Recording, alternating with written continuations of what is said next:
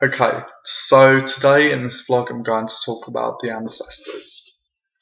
I'm going to explain a little bit about why we work with our ancestors in traditional craft and just a bit about them, the whole idea behind it. Right, so basically in traditional craft you work with your ancestors. It's very important to honour your ancestors. I can't say it enough. If you're getting into witchcraft or anything of a sort of magical nature, honour your ancestors. It is so important. They've been with you the day you was born into this world, the day you was made. They was with you, they was there behind you, and they will be with you until your last footstep and your last breath on this earth. They will follow you, even when you die. They will lead you towards the spirit world. They will take you there. They will lead you there. They will be with you every step of the way. They will protect you. They will guide you. They will add power into your magic. They will add energy into your magic, and they will help you. And it's just so important for that. It's also as well, in order, when we say, I light a fire for the ancestors, and I say I'm giving this fire, I give this fire to the ancestors of the earth, or to the spirit of place, or to the ancestors of the land.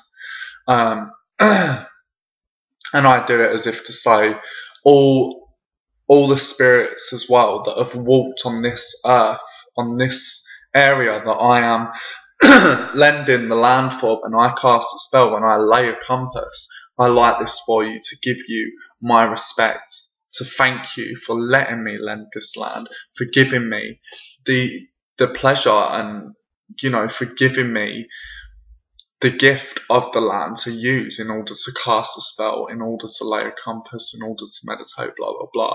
I'll always light a fire for them. And it's also about reconnecting, because everybody is interlinked with everybody.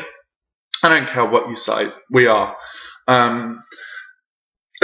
Sorry, I've got an awful cold, or just a cough. We're all interlinked with everybody. It's about reconnecting with the ancestors that once walked on this earth a long, long time ago.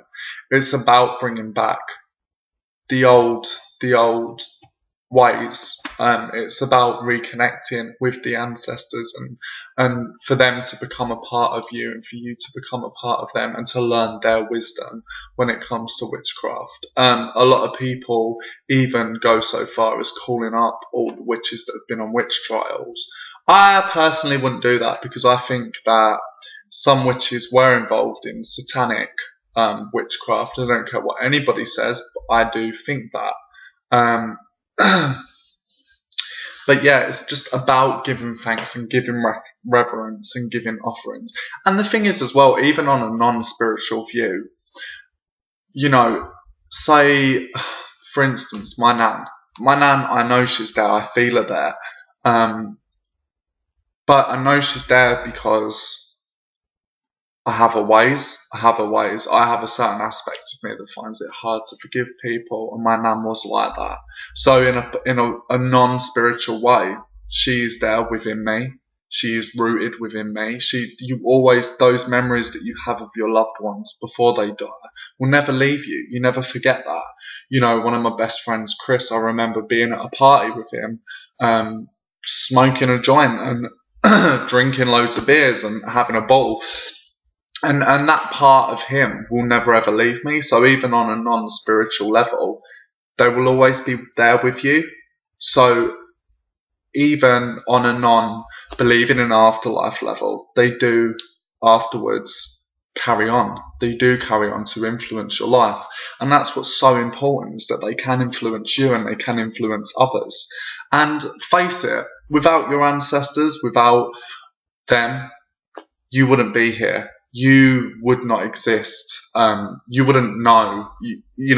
Without the ancestors, we wouldn't know magical techniques. We wouldn't know certain tricks and certain charms. Even famous witches like Robert Cochrane. You know, he could be classed as an ancestor because he sort of raised a lot more awareness on traditional craft. He did incorporate a lot of his own stuff into it, but he raised awareness into it and brought a lot of things into it so he could be revered as a powerful ancestor. You know, and it's all these different people that have made us as well. And I think it's so important to give thanks and give honour to your ancestors. It is a hell load. Every time I lay a compass, I will light a fire for the ancestors of the earth, or I will give them an offering, because it's honourable and it's thankful and it's just nice. It's just a nice thought that you are giving offerings to the spirits that once walked the land, and you're carrying on their tradition by giving them honour and reverence. And it's just really, really beautiful. So I think it's very important when it comes to traditional witchcraft to work with your ancestors and to honour your ancestors.